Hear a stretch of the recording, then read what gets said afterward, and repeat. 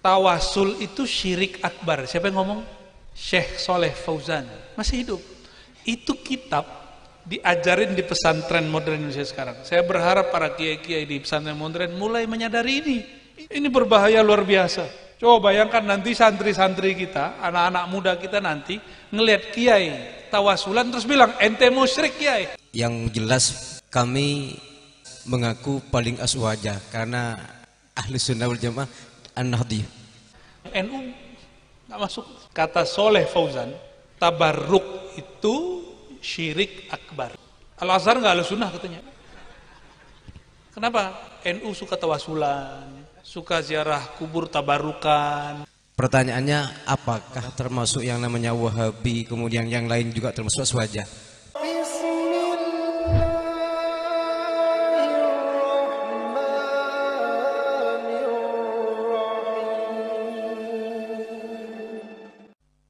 Kebiasaan kami yang masih belum paham ada istilah syariat, tarekat, hakikat, ma'rifat. Kalaupun keliru tingkatannya mohon maaf Bu ya. Kami mohon penjelasan. Selanjutnya, boleh atau tidak kami mengikuti tarekat tersebut? Pertanyaan yang kedua, kami yang jelas mengaku paling aswaja karena ahli sunnah wal jamaah an-nahdiyah. Pertanyaannya, apakah yang disebut aswaja, apakah termasuk yang namanya Wahabi, kemudian yang lain juga termasuk aswaja?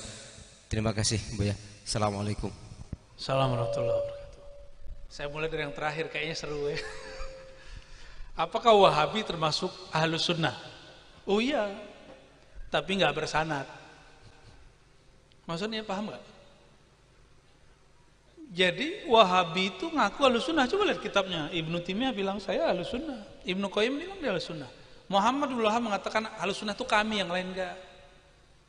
Bin Bas bilang dia ahlu sunnah. Syekh Utsaimin bilang ahlu sunnah. Sampai sekarang masyaikh di Saudi itu yang Wahabi bilang dia ahlu sunnah. Al-Azhar enggak ahlu sunnah katanya. NU enggak masuk. Kenapa? NU suka tawasulan, suka ziarah kubur tabarukan. Kata Soleh Fauzan, tabarruk itu syirik akbar.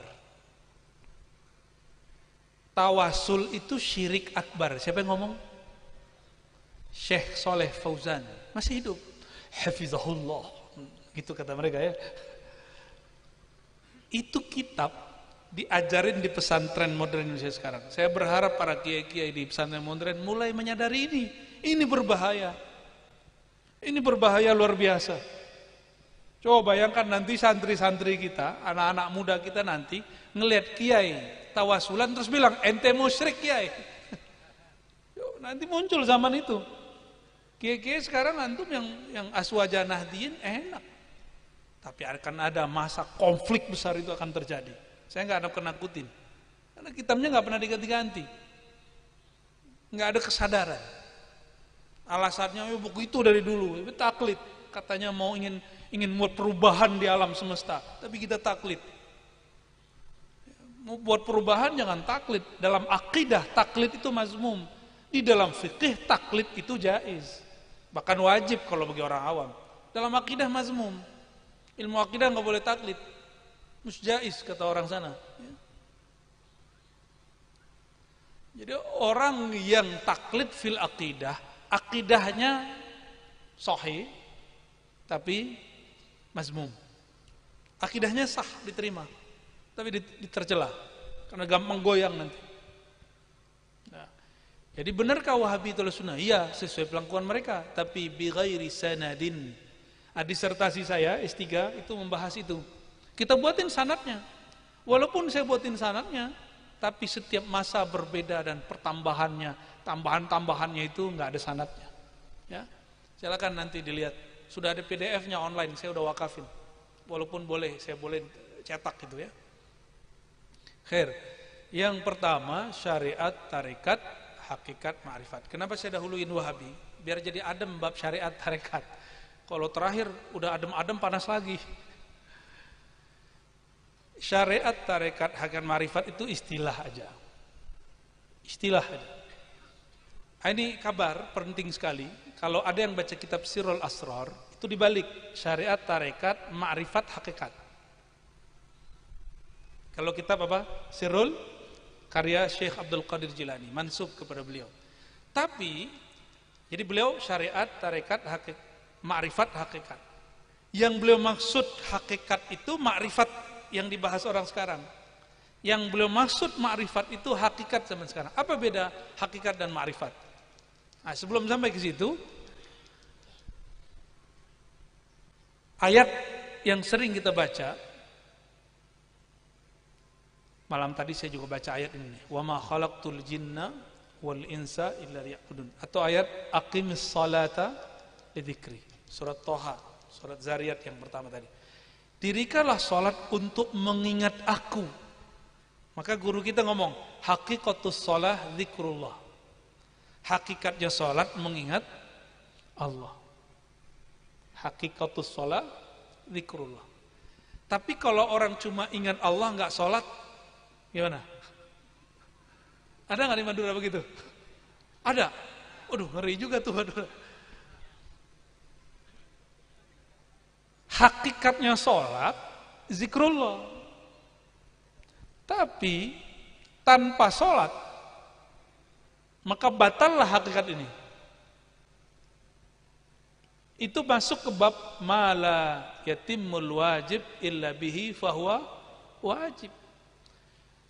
Kalimat Allah dari Allah kan sederhana, aqimis sholata lidzikri, dirikan salat untuk mengingatku. Maka mustahil orang sampai kepada hakikatu zikrillah illa bis salat. Kira-kira begitu. Terus gimana dengan zikir pagi sore? Itu furuknya salat. Furuk-furuknya diambil dari zikir ruku, zikir sujud, subhanallah. Ya kan? Itu furuk-furuknya salat. Diurailah salat itu jadilah zikir-zikir harian. Tapi semua yang di salat itu adalah aslul dzikr. Itu hakikatnya. Nah, jadi syariat, tarekat. Syariat itu jalan, thariqat itu jalan. Apa bedanya? Syariat itu zahir, thariqat itu batin. Itu aja bedanya. Zahir, salat zahir gimana? Syarat salat zahir apa? Syarat salat zahir taharah minal hadas, suci dari hadas. Gimana caranya? Berwudu. Oke, wudu itu syariatnya.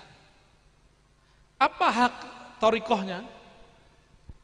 Thariqahnya wudu, ada thariqah yang zahir, ada thariqah yang batin. Thariqah yang zahir sudah ditulis di dalam kitab fikih, Mata Nabi Syuja. Ada thariqah yang batin. Nah, itu yang ditulis dalam kitab Ihya Ulumuddin. Kalau engkau mencuci wajahmu, maka iktikadkan. Nah, itu thariqah itu. Cuma karena baca Ihya-nya nggak pakai guru, kawan kalau wudu setengah jam sendiri. Karena wudunya nggak pakai mursyid, wudunya cuma baca kitab.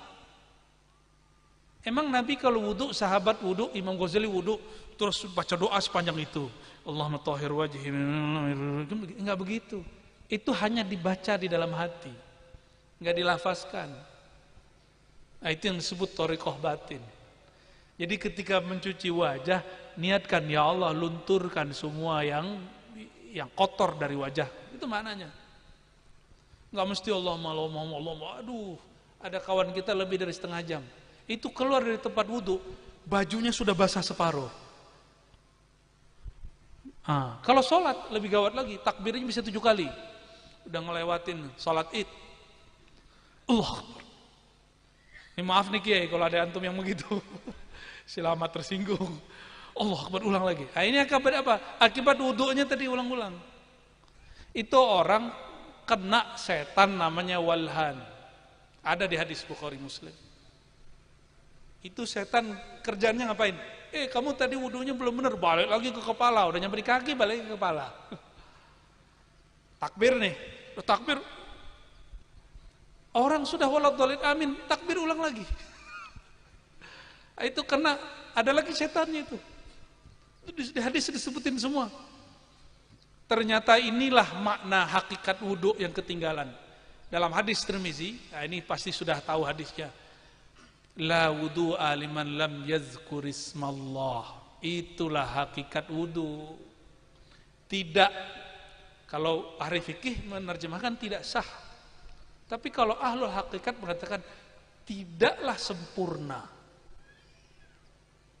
Tidaklah tepat wudhu seseorang kalau kolbunya tidak menyebut nama Allah. Jadi kalau wudhu, kolbunya sudah mulai zikir. Jangan zikir nanti pas takbir doang. Maka kata para imam kita, jika taharah itu minal hadas as-saghir, ya, hadas yang saghir, kabir. Kalau taharah ahlu tariqah, tathirul qalbi amma siwallah, membersihkan hati dari selain Allah. Gimana caranya? Sebut nama Allah lagi wudu. Gitu caranya, tekniknya. Ya, kira-kira gitu contohnya, ya. Baru syariat tarekat nih, kita belum masuk hakikat marifat, bisa 14 SKS. Udah dulu itu aja dulu ya.